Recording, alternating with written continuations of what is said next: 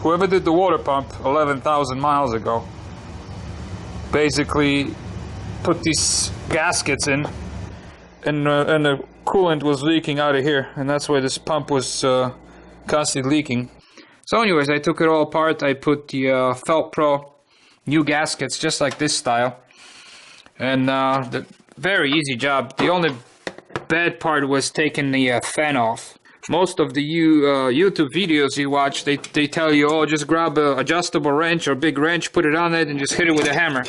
Well, I tried and I tried and I tried and I tried everything. I tried putting a belt on it, tighten it. I tried to put a wedge here, wooden wedge between them to try to lock it. Then I used the shipping straps and I tightened it around here to try to stop this thing.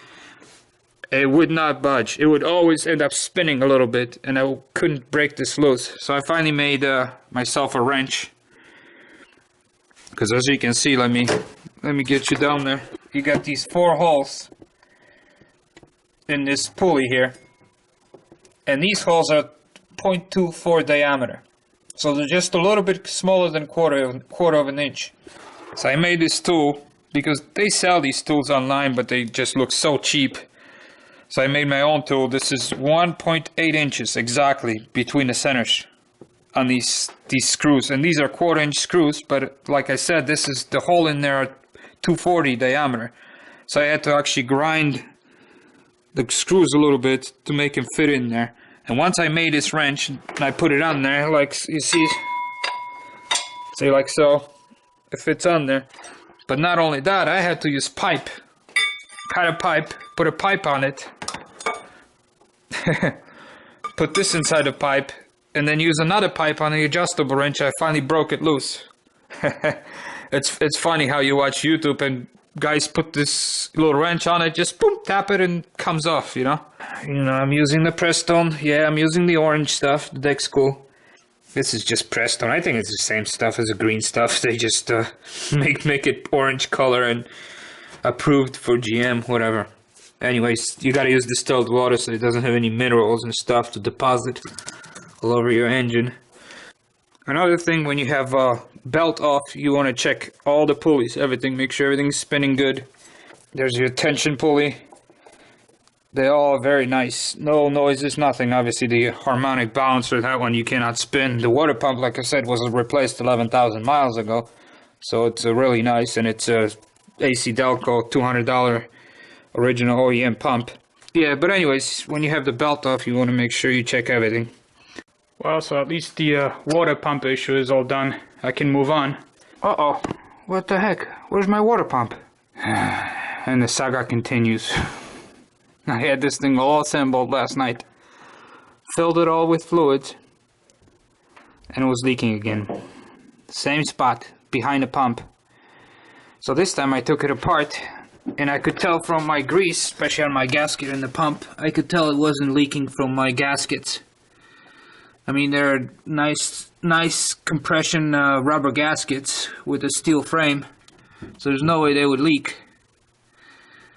So it has to be the pump.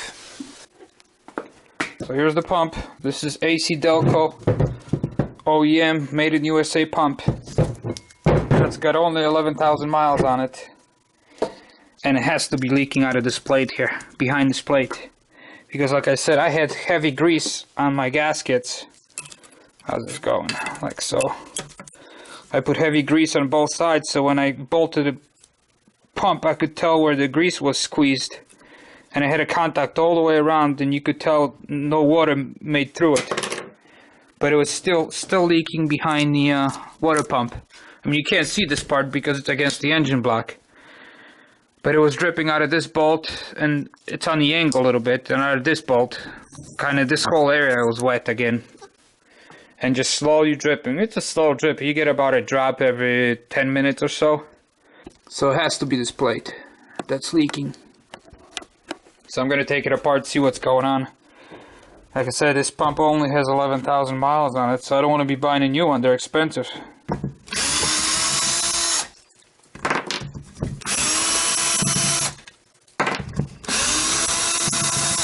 I broke him loose with a normal ratchet. Okay, so it's got an O-ring. So it shouldn't leak. But you can see, let me show you. Look underneath the plate. It's all crystals. So it's definitely leaking out of that O-ring. That's the plate here, back plate. Let's say orientation. This is the top, that's the bottom. Wow, see? It's actually leaking from the top here and then coming down this way. So it's leaking, yeah, right here, you can tell. So you can usually see where the contact is from the O-ring. It's shiny till this part. That's the dirty part. You got crud in there, and that's where the coolant was escaping. I've never seen this. I've never ever seen a pump leaking in the back like this. You know, it's always the bearing goes and starts, the seal in the front starts leaking, or the gaskets here. Never something internal. I know I'm gonna clean it all out, put an O-ring, and then put a silicone on top of it. Make sure this thing will never leak again. Because I sure don't want to buy a new pump. I'm too cheap for that. Okay guys, so I got new O-ring. Had to wait a couple days for it to come in the mail. Because it's kind of unusual shape and shape size. And I cleaned all the faces. I cleaned all the corrosion I had here with where the aluminum was kind of corroded away. And I'm also gonna goop it up with this stuff, you know, all the way around, just to be sure this thing never leaks again.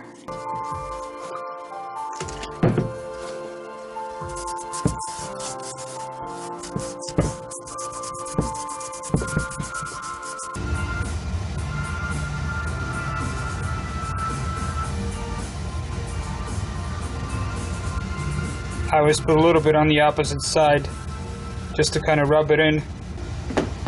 So I got a clean glove and I'll just rub it in.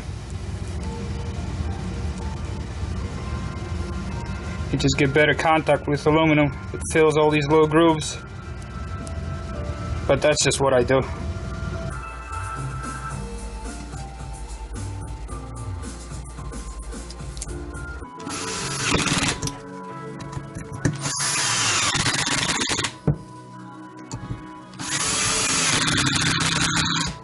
When you see that stuff oozing out, that's good. That's what you want.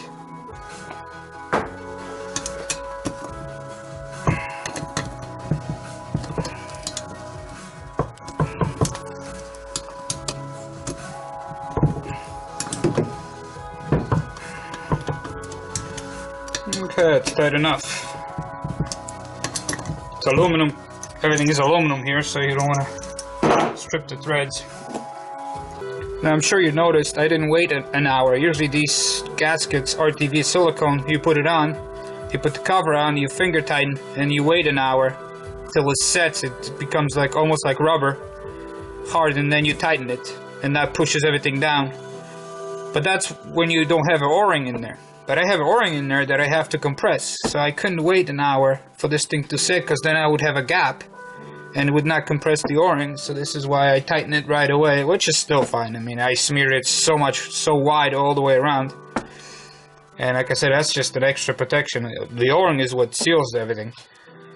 And so yeah, that's why I didn't wait an hour. I just tightened everything right away.